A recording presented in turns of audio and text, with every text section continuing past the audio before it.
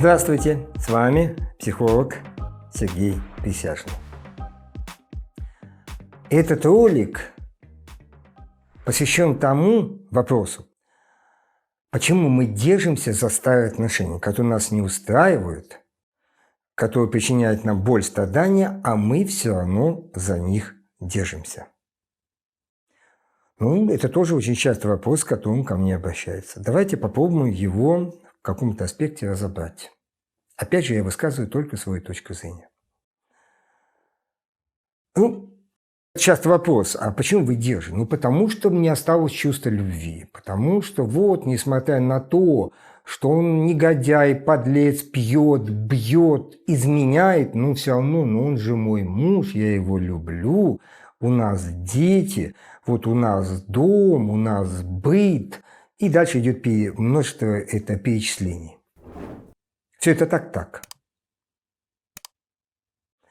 Но когда я задаю вопрос, и хочу, чтобы вы сейчас ответили на него, если у вас такая ситуация, скажите, если бы у вас сейчас был другой мужчина или другая женщина, которую любили бы вы, которая любила вас, с которой вы хотели строить будущее, в которое бы верили, с которой вам было бы хорошо,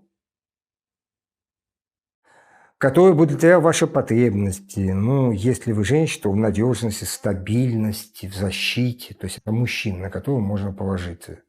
А если женщина, которая вам давала бы любовь, эмоции, чувства, секс, теплоту, нежность, заботу, все то, что вы хотите, то вы бы держались за эти старые отношения. И какой на 99% ответ? Нет.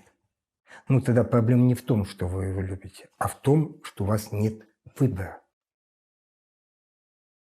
А наличие выбора, даже самого хренового, это всегда лучше, чем его отсутствие.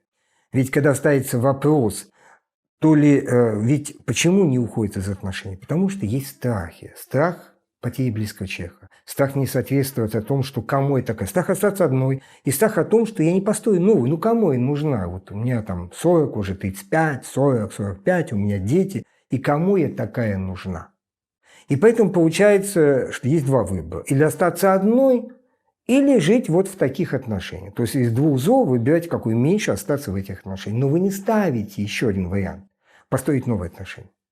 Вы не видите в том, что рядом есть достойные мужчины, с которым можно построить хорошие отношения, есть достойные женщины. Такой вопрос не возникает. И именно здесь кроется проблема. К чему я веду? Не к тому, что надо сейчас искать другого мужчину или другую женщину, если у вас есть удовлетворяющие отношения. Даже если там кризис, их надо уметь решать. А к тому, что надо всегда оставаться рейтингом, достойным отношениям. Всегда иметь высокую самооценку и быть уверен в том, что если что-то у меня не получится, я не останусь один и одна. Я построю новые отношения. Незаменимых женщин и мужчин не бывает. И я все равно буду счастливой. Или буду счастливым. И рядом со мной будет человек, который будет любить меня, и который любить будет я, и который будет улучшать отношения, а не ухудшать и делать нас несчастными. Конечно, для этого надо поддерживать форму.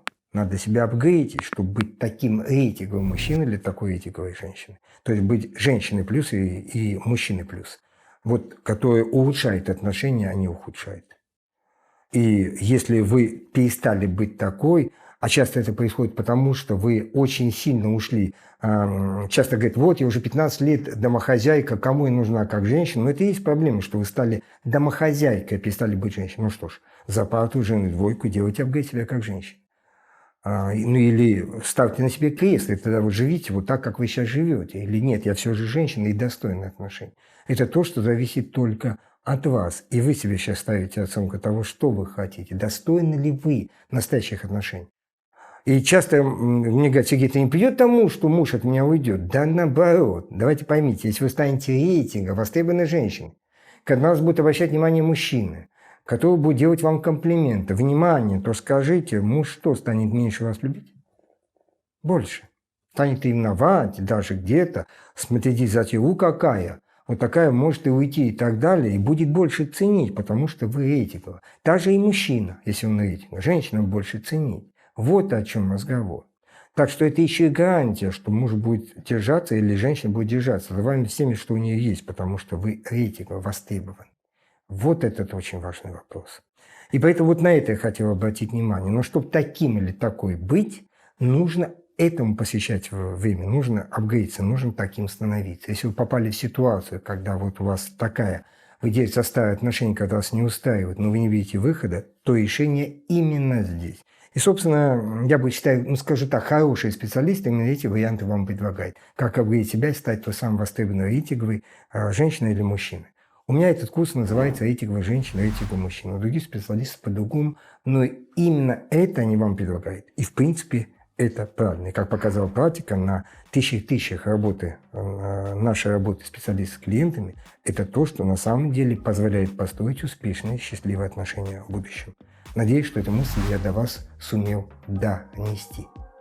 Если так, и вам это ролик понравилось, то поставьте лайк, кликните на мой видеоканал, подпишитесь на него и позвоните колокольчик, чтобы получить самые свежие ролики. И до встречи в новых видео.